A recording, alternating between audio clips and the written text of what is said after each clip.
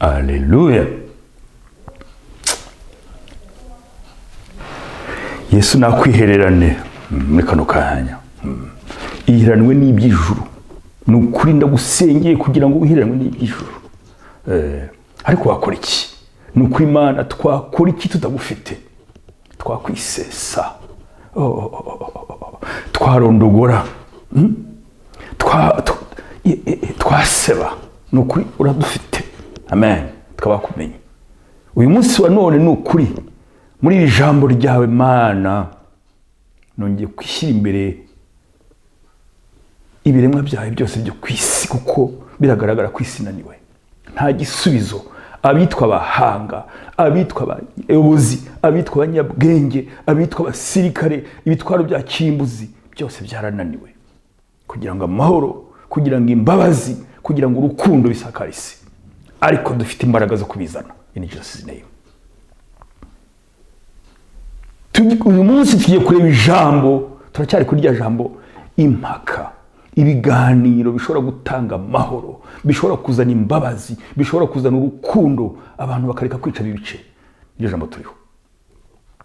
Ariko abantu barabinaniwe. Isi yarabinaniwe. Ikiriho ni intambara. Ikiriho ni imidugararo. Ikiriho ni ukurwana. Mana, nukuri ndakwinginze, gira icyo ukora. Gira icyo ukorera isi mu izina rya Yesu. Tube hypnotized, tugire hypnotism ivuye mu ijuru, ijuru ridufate mu izina rya Yesu. Fatisha umuntu wese yumva ubutumwa ijambo ryawe, ijuru ryawe rimufate rimukomeze. Kandi bizabaho. Hari isi tuzayifatisha ijuru. In Jesus' name. Hari igihe byose tubona cyangwa twumvisha amatwi yacu bizavaho hagasigara urukundo n'imbabazi n'amahoro mu bantu. Ntabwo tuzacika intege.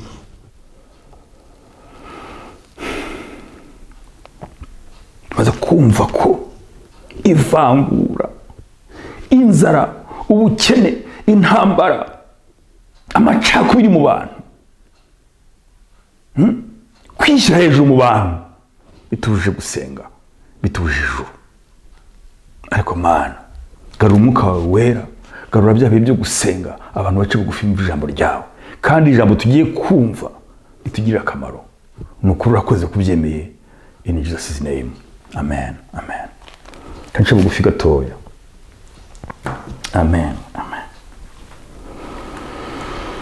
Urakoze Mana.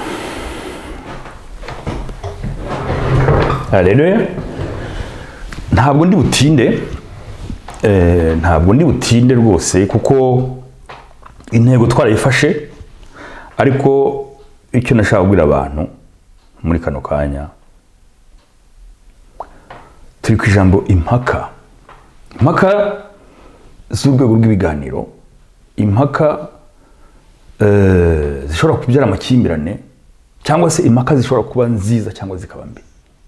Ntabwo rero nshobora kurekura intego. Wagiye kuri YouTube kuri channel nababwiye akareba, tumaze kubona icyambere ibisobanuro by'ijambo impaka. Twarabisobanuye pe. Tubona n'icya kabiri n'akamaro kazo. Tubona ko impaka nziza nizo zubatse isi. Amen. Tubivuze muri make, en bref. Musha make, impaka nziza zagenze neza, zitarimo violence. Violence n'ubundi n'imbaraga z'umubiri.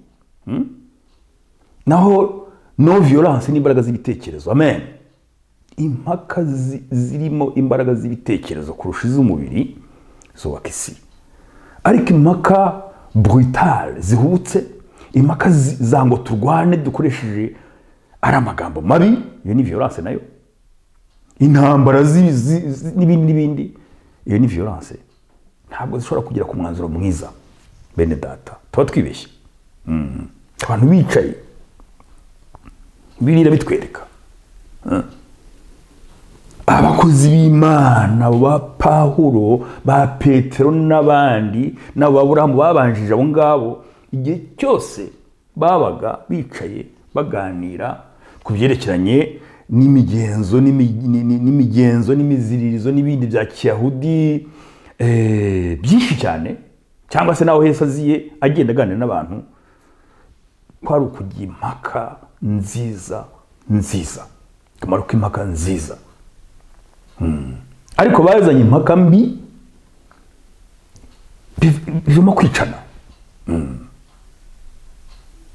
Akamaro k'impaka nziza n'ingaruka z'impaka mbi.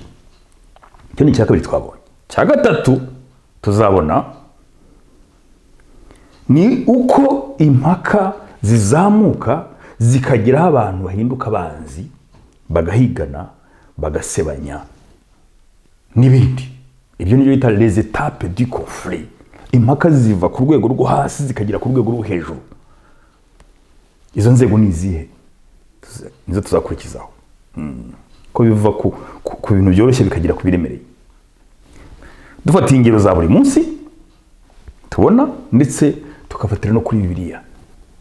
Ko abantu muri Bibiliya bagiye bangana kugeza ubwo na Yesu byamuviremo gupfa, kugeza ubwo intumwa zapfuye mu isezerano rya kera, uko abami bicaga abantu, uko ba Mose bava mu Egiputa uko byabagendekeye, uko Yosefu n'abavandimwe be byabagendekeye. Ibyo byari by'impaka. Icyo ni icya gatatu tuzabona. Hanyuma icya kane tuzabona uko twakemura amakimbirane, impaka neza, twirinda ko zibyara ibibi cyangwa se guhigana, kwangana, kugirana amashyari. Umuntu akagenda avuga undi uko abonye hirya no hino, ugasanga aravuga undi negativement, aramuvuga ibibi gusa, ibyiza byose akabyibagirwa, agasigara abona wa muntu nk'umubi. Ni biterwa n'iki? Cyangwa se twabyirinda dute? Kwirinda ko za mpaka zizabyara gusebanya, guhigana, kuvugana nabi, umuntu agahinduka negatifu wese nta cyiza kimuvaho imbere yawe. Nitubirangiza, icyo nicyo cyari icya kane. Icya gatanu, uko impaka zabyaye amatorero. Impaka zaje kuva mu matorero n'amadini tubona, gusa twari twabivuzeho. Hanyuma rero nitubirangiza, icyo nabishaka kubwira abantu banjye munkurikira nuko nyuma yaho, haba mu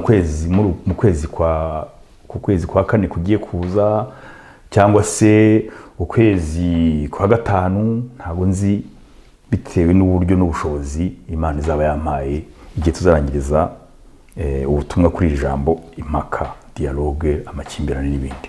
Ntabwo nzi igihe tuzabirangiza. Nitubirangiza rero, nzafata akaruhuko, kubera ntabwo ari akaruhuko, ni ukuvuga ngo mfite izindi gahunda nabwo z'ijambo ry'Imana nzinjiramo. Ubwo ni ukuvuga ngo izo za audio nkora, cyangwa se ubutumwa kuri YouTube turangije ijambo impaka, nzamara agahe gatoya nkabona umwanya wo kubikora, kuko nzaba mfite n'izindi gahunda z'ijambo ry'Imana. Hanyuma rero nyuma yaho ni tugarutse tuzakomeza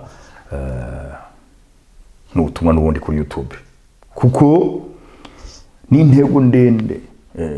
C'est un projet à long terme. Ni umushinga urambye. Ntabwo ijambo ry'Imana n'umushinga urambye. Igihe cyose turi kuri iyi si tuvuga ijambo ry'Imana nk'umushinga urambye uzatugeza mu ijuru. Ntabwo ari bya bindi umuntu atangira ejo akabacitse intege arabiretse. Ntabwo gishobora kumbaho. Maze imyaka n'imyaka, amen, fashe Bibiliya.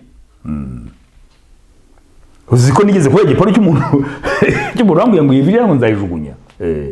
Ariko namubariye ko ntabwo yarazi icyo avuga. Nizampaka mu njya mbabwira nyine. Twari tugiye impaka kandi ku murimo w'Imana, nabwo nshaka umurimo w'Imana wubakwa neza, utarimo amanyanga. Abonye ko atsinzwe, abonye ko ntashobora kujya mu kibi, cyane cyane nije mu rusengero. Amen. Cyane cyane nzi ko nafashe ndi mu murimo w'Imana. Aho ni ibindi. mbijyamo neza kandi mu byiza gusa ibibi nkabicyaha uzanye ibibi nkamubwiza ukuri twashaka tugatandukana nuko byangendekeye rero ati wowe John ati niyo bira ndetse ndabizi uzayijugunya ndashishika nti okay nitabaza imwe mu mpamvu tuzabona mu ngingo tuzabona yo gukemura amakimbirane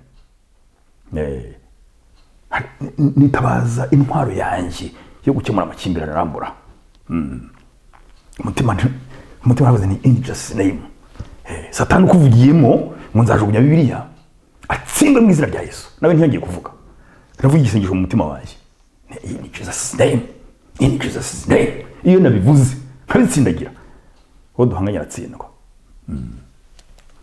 nuko rero narondogoye nibyo nashaka kubabwira ubwo rero gahunda yanjye niyo ngiyo hanyuma tugarutse nanone tuzafata izindi turazifite nyinshi cyane kandi itorero ryacu real and professional church itorero nyakuri kandi ry'umwuga professional ritujyana mu ijuru dukomeze muri iyo gahunda murakoze rero ntabwo ntinda ubutumwa turabushoje ahasigaye rero dukomeze twumve ijambo ry'Imana dukomeze dufatanye gusenga kubera ko ngo amazi si yayandi ibihe turimo amazi ntabwo ari yayandi